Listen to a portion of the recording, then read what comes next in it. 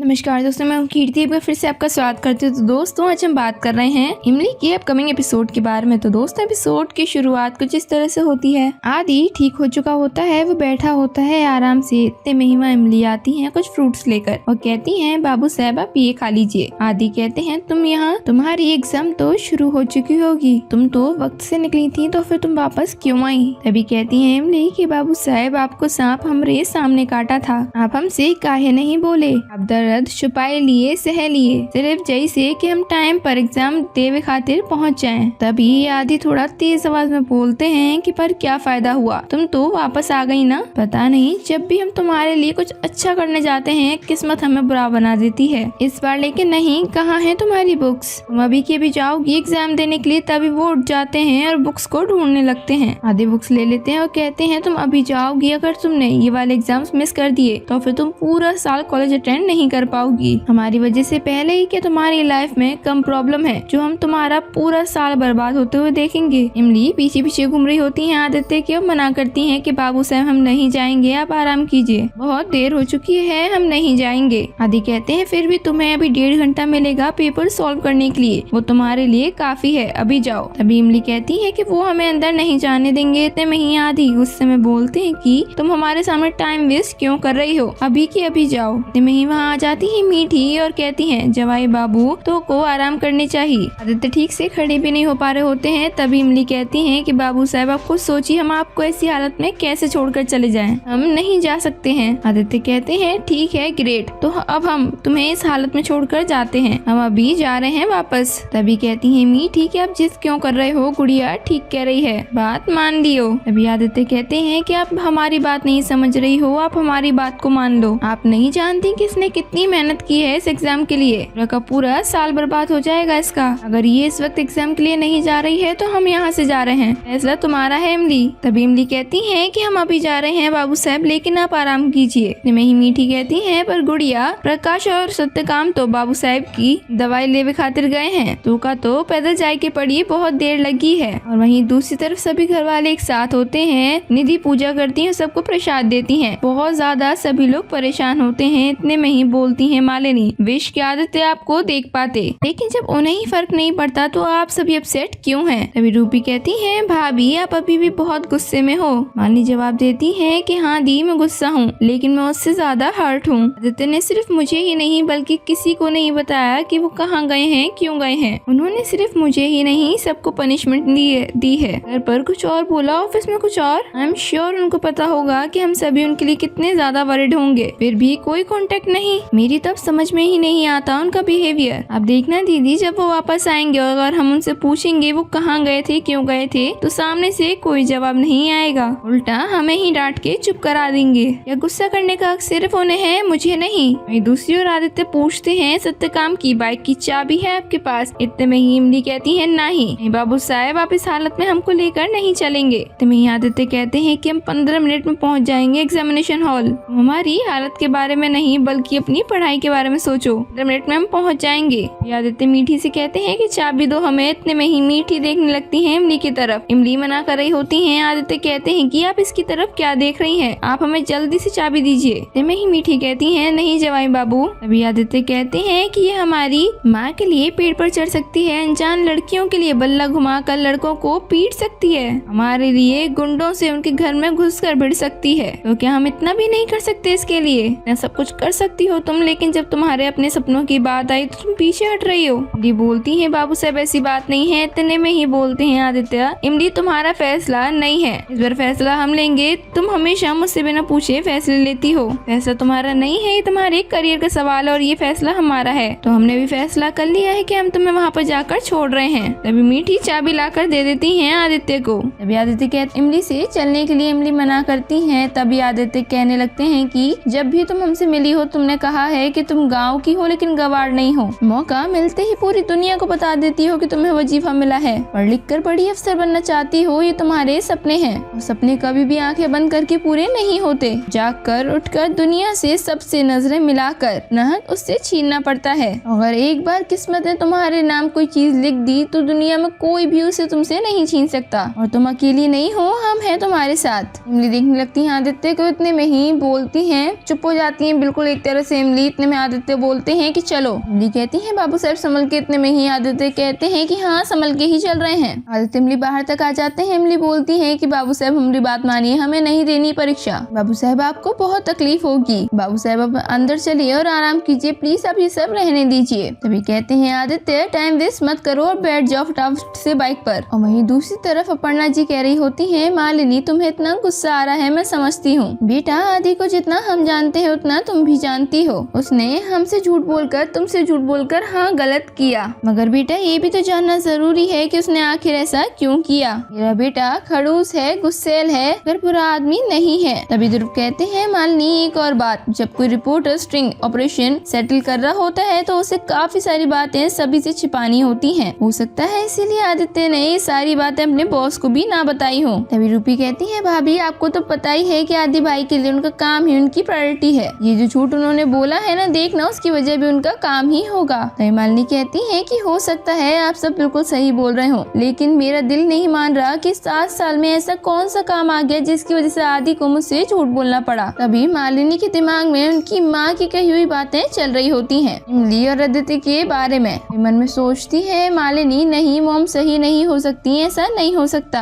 और वहीं दूसरी तरफ आदित्य लेकर जा रहे होते हैं इमली को। आदित्य को चक्कर भी आ रहे होते हैं और उन्हें उनके पैर में दिक्कत भी हो रही होती है। तभी इमली कहती है बाबू साहब प्लीज रहने दीजिए, हम नहीं जाएंगे एग्जाम, आपको बहुत ज्यादा तकलीफ हो रही है। आदित्य कहते हैं नहीं हम ठीक है, थोड़े वक्त के लिए अगर दर्द सह भी लेंगे तो तुम्हारा पूरा साल बच जाएगा, हम ठीक है तुम चिंता मत करो। इमली कहती है बाबू साहब हम यही रुक जाते हैं, हमको नहीं देनी है परीक्षा। बाबू साहब आपका पूरा पैर सूज गया है। आदित्य ठीक से बाइक भी नहीं चला पा रहे होते हैं। इमली बोलती है बाबू साहब हम यहीं पर रुकेंगे, हम कहीं नहीं जाएंगे। आदि कहते हैं हमने बोला ना कि हम ठीक है तुमसे, हम कह रहे हैं ठीक है हम पहुंचा देंगे। वहीं दूसरी तरफ सरला मैम वेट कर रही होती है इमली का, सोचती है इमली कहाँ रह गई, वो अभी तक नहीं आई एग्जाम देने। अभी वहाँ एक सर आते हैं और बोलते हैं सब ठीक तो है ना सरला मैडम। वो बताती है कि हाँ। इतने में ही पूछते हैं कि ये वाली सीट खाली क्यों है, कोई स्टूडेंट आया नहीं है क्या। तभी सरला जी बताती है कि सर इस लड़की का नाम इमली है, जरूरी किसी मुसीबत में होगी वरना ये देर नहीं करती, बस आती ही होगी। तभी सर कहते हैं एग्जाम शुरू हुए तो वक्त हो गया है। इतने में ही सरला जी बताती है सर इमली हमारे गाँव की सबसे ज्यादा होशियार और होनहार लड़की है, सरकार की तरफ से उसे स्कॉलरशिप भी मिली है और हर विषय में 90% मार्क्स भी लाती है और उसके फ्यूचर का सवाल है, उसे आप एक मौका तो दे ही दीजिए। तभी सर कहते हैं चलिए अगर आप इतना कह रही हैं तो 5 मिनट और देख लेते हैं। वहीं इमली बार बार आदित्य को मना करती हैं कि बाबू साहब रुक जाइए, हमें नहीं देना है एग्जाम। इमली कहती है बाबू साहब हमारी खातिर इतना बड़ा खतरा क्यों मोल ले रहे हैं, रहने दीजिए ना, हम यही रुक जाते हैं, अपने दवाई भी नहीं ली है, अगर अभी पैर में जहर फैल गया कुछ हो गया तो। तभी आदित्य कहते हैं तुमने ऐसे ही उस दिन भी कहा था कि हमारा टायर पंचर है, हम तुम्हारी साइकिल कैसे चला पाएंगे। अगर उस रात अगर हम कमजोर न पड़ते और उस दर्द को सह लिया होता तो फिर तुम्हें सही सलामत तुम्हारे घर तक छोड़ आते। उस रात हमें उस झोपड़ी में नहीं रहना पड़ता, फिर उसके बाद जो कुछ भी हुआ वो कभी होता ही नहीं, लेकिन हम कमजोर पड़ गए, हम दर्द नहीं सह पाए, हम बारिश में नहीं भीगना चाहते थे, जख्म हमें लगा था लेकिन उसका दर्द और दाग दोनों तुम्हें मिल गए इमली। उस रात उस एग्जाम में हम फेल हुए थे, बहुत बुरी तरह से फेल हुए थे, लेकिन आज इस एग्जाम में हम तुम्हें फेल नहीं होने देंगे, तुम्हारा पूरा साल बर्बाद नहीं होने देंगे। वहीं दूसरी तरफ घर में सभी लोग परेशान होते हैं। अपर्णा जी रो रही होती हैं, ताई जी उन्हें संभालने की कोशिश करती हैं, इतना मत रो, अगर तुम इतना रोगी तो फिर मालिनी को क्या समझाओगी। ताई जी कहती हैं कुछ नहीं होगा आदित्य को, मैं बोल रही हूँ ना। वहाँ पर साथ में निशांत भी होते हैं। इतने में ही आ जाती है मालिनी। निशांत कहते हैं भाभी। जैसे अपर्णा जी सुनती है कि मालिनी वहाँ पर है तभी अपने आंसू पहुँचती हैं और जाती है मालिनी के पास और कहती है मालिनी सॉरी वो। इतने में ही मालिनी रोने लगती है और कहती है नहीं mummy I am sorry, I am so sorry. तभी दोनों रोने लगते हैं। मालिनी कहती है आप कल से मुझे समझा रही हैं, संभाल रही हैं, लेकिन कल से मैंने आपके बारे में एक बार भी नहीं सोचा। तो सॉरी माँ, आप तो आदित्य की माँ हैं, मैं सेल्फिश होकर आपका दर्द इग्नोर कर रही थी, I am so sorry. Malini कहती है कि मैं अभी जाऊंगी। इतने में ही अपर्णा जी पूछती हैं मालिनी कहाँ जा रही हो तुम। मालिनी जवाब देने लगती हैं कि ये देख देखने की आदित्य सेफ है कि नहीं, जानने का हक सबसे पहले आपको है माँ। तभी ताईजी कहती है मालिनी तुम कैसे पता लगाओगी कि आदित्य कहाँ पर है। मालिनी कहती है मैं उनके ऑफिस जाऊंगी ताईजी। बॉस को कुछ नहीं पता, हो सकता है कोई कोलीग होगा जिसको कुछ पता हो, शायद उनकी डेस्क पर कोई क्लू या फिर उनके कंप्यूटर में कोई सुराग, इससे हमें पता चले कि वो कहाँ गए हैं। तभी निशांत कहते हैं दैट्स अ ग्रेट आइडिया भाभी, काम करता हूँ मैं भी आपके साथ चलता हूँ। ताईजी कहते हैं हाँ निशांत तुम मालिनी के साथ जा। निशांत कहते हैं माँ चाची का ध्यान रखिएगा। मालिनी कह रही होती है आप बिल्कुल भी फिक्र मत करना, मैं अभी आती हूँ। वहीं इमली पहुँच जाती है अपने एग्जाम हॉल में। इतने में ही सर कहने लगते हैं ये एग्जाम हॉल है, कोई सिनेमा हॉल नहीं कि जब मुंह उठाया और चले आए। मैंने 10:45 तक तुम्हारा इंतजार किया और अब 11 बज रहे हैं। मैं इस लड़की को एग्जाम हॉल में अलाउ नहीं कर सकता, तुम्हारे लिए इस इम्तिहान का वक्त खत्म हो चुका है। अभी वहाँ आते हैं आदित्य और कहते हैं जिंदगी में ना तो कभी वक्त खत्म होता है और ना ही इम्तिहान, आप इस लड़की को अंदर जाने से नहीं रोक सकते। तभी सर कहते हैं मैं किसी भी कीमत पर इस लड़की को अंदर नहीं जाने दे सकता। आदित्य कहते हैं लेट होने की बहुत ही जेन्युइन वजह है, हम किसी बड़ी परेशानी में फंस गए थे। सर कहते हैं कि हमें परेशानी से कोई मतलब नहीं है, हमें अपनी ड्यूटी से मतलब है। तभी आदित्य गुस्सा करते हैं और कहते हैं क्या है आपकी ड्यूटी सर? नहीं आप बताइए कि आपकी ड्यूटी क्या है। सर कहते हैं यही देखना कि कोई भी एग्जाम में नकल न करे और बेईमानी न करे और जो डिजर्विंग कैंडिडेट हो सिर्फ वही आगे बढ़े। आदित्य कहते हैं तो आप ये कहना चाहते हैं कि ये आगे बढ़ना डिजर्व नहीं करती, क्या ये कहना चाहते हैं आप? तभी सर कहते हैं मैं बस इतना जानता हूँ कि इस एग्जाम हॉल का रास्ता बाकी स्टूडेंट्स के लिए भी इतना ही था जितना कि इस लड़की के लिए था। तभी आदित्य कहते हैं रास्ता सबके लिए एक नहीं होता सर, यहाँ बैठे बैठे लड़कियों का और लड़कों का इनमें से बहुत से ऐसे होंगे जिनका सफर बहुत छोटा होगा, लेकिन इमली या फिर किसी भी गाँव की ऐसी लड़की के लिए सफर बहुत ही लंबा होता है सर, इतना कि जितना आप सोच भी नहीं सकते। तभी सर कहते हैं जैसे कि बहुत बड़ी नदी पार करके आई है। आदित्य कहते हैं नदी पार करना तो बहुत आसान है सर, इमली जैसी लड़कियां समाज की एक सोच को आगे पार कर आती हैं, वो सोच जो लड़की को चूल्हे चौके से आगे नहीं बढ़ने देती, जो उनके पैरों में बेड़ियां डाल देती है, उस सोच को पार करके आई है ये आगे। भूख और गरीबी को आगे बढ़कर आई है, जब समाज से नहीं रोक पाया, भूख गरीबी इसको नहीं रोक पाई, वह आप ही से नहीं रोक पाएंगे। अगर आपने रोकने की कोशिश की तो हम आपको नहीं रोकने देंगे। हम आपसे कह रहे हैं गाँव की गरीब लड़कियों की तकदीर में ये मौका बार बार नहीं आता, आप प्लीज अपने खोखले उसूलों की वजह से इससे मौका मत छीनिए सर। ये हम आपसे बहस नहीं करना चाहते और ना ही कर रहे हैं क्योंकि वक्त बहुत कम बचा है। मैंने कहा ना कि आपकी ड्यूटी है, आप उसी स्टूडेंट को आगे बढ़ने देते हैं जो डिजर्विंग है,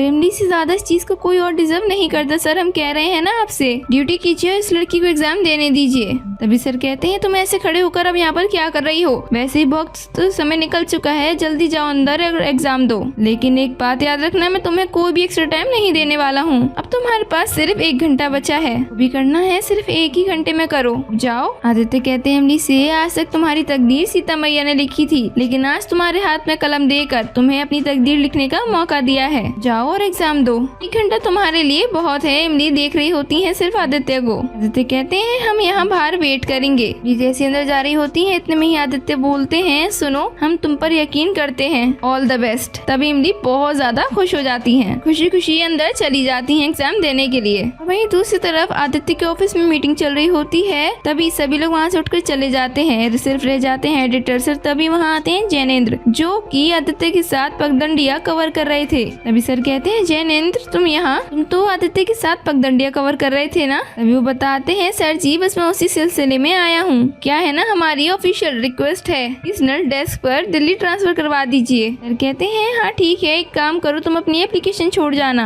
मैं बोर्ड से बात करके देखता हूँ। तभी जैनेंद्र कहते हैं क्या है ना सर, आदित्य बाबू के अंडर काम करके बहुत ही मजा आता है, वो दिखाई नहीं दे रहे हैं, हमने उन्हें ढूंढा भी, हमें बाहर भी नहीं दिखे। तभी सर कहते हैं कि फिलहाल वो अभी छुट्टी पर है। भी कहते हैं जैनेंद्र के अच्छा, हमें लगा वो हमसे मिलना नहीं चाहते। तभी सर पूछते हैं कि आदित्य तुमसे क्यों नहीं मिलना चाहेंगे? जैनेंद्र कहते हैं क्या बताएं, वो पगडंडिया आए थे ना, प्रेम मिले थे, के बाद जो भी कुछ हुआ वो काहे हमसे बात करेंगे। में ही मालिनी और निशान भी पहुंच जाते हैं ऑफिस। मालिनी वहाँ के स्टाफ से पूछ रही होती हैं कि आप आदित्य त्रिपाठी को जानते हैं, वो 2 दिन से है नहीं यहाँ पर, उनका फोन या फिर कुछ भी अगर किसी से बात हुई हो तभी वो मना करते हैं। मालिनी कहती है निशांत यहाँ तो किसी को कुछ नहीं पता, मुझे लगता है हमें सर से मिल लेना चाहिए, हो सकता है उनके पास कोई फोन आया हो या फिर कोई क्लू हो। निशांत कहते हैं कि हाँ भाभी आप सही कह रही हैं, शायद वो कुछ बता पाए, चलिए उन्हीं के पास चलते हैं। तभी जैनेंद्र बताते हैं कि हमें भी कुछ नहीं पता था, वो तो हमें गाँव वालों ने बताया, तभी हमने पूछा भी था उनसे, लेकिन उन्होंने तो हमें सीधा सीधा मना कर दिया। उसके बाद हमारा फोन फोन भी नहीं उठाए। मही सर पूछते हैं कि आदित्य के साथ पगडंडिया में क्या हुआ था। जैनेंद्र कहते हैं हमें बस इतना पता है कि गांव वालों ने उनकी जबरदस्ती शादी करा दी थी। बात को सुन लेते हैं मालिनी और निशांत भी। और वहीं दूसरी तरफ सर आते हैं एग्जाम हॉल के बाहर और पूछते हैं आदित्य से कि आप इस गांव के लगते तो नहीं हो, शहर से हो क्या? तभी आदित्य कहते हैं जी सर जी, इतने में ही पूछते हैं सर, तो फिर इस गांव के लोगों के लिए इतना लगाव कैसे? इस लड़की के लिए आपने लड़ाई तक कर ली, वो लड़की आपकी लगती क्या है? तभी कहते हैं आदित्य जी वो हमारी पत्नी है। इस बात को सुन लेती है इमली को ये बात सुनकर बहुत ज्यादा खुशी मिलती है। तभी आदित्य देखते हैं कि वहाँ इमली खड़ी होती है। तो दोस्तों आज के एपिसोड में सिर्फ इतने ही और आगे के एपिसोड में आप देखेंगे इमली पूजा करने के लिए आती है, बाकी भी घर वाले होते हैं वहाँ पर। इतने में ही पंडित जी कहते हैं भगवान के सामने अपना वैवाहिक नाम लो और पूजा शुरू करो। ये सिर्फ अपना नाम लेती है इमली। पंडित जी कहते हैं ये पूजा बिना वैवाहिक नाम के नहीं हो सकती है। अभी अपने मन में इमली सोचती है कि बाबू साहब सिर्फ मालिनी दीदी के पति हैं और उनसे उनका पत्नी होने का हक हम नहीं ले सकते।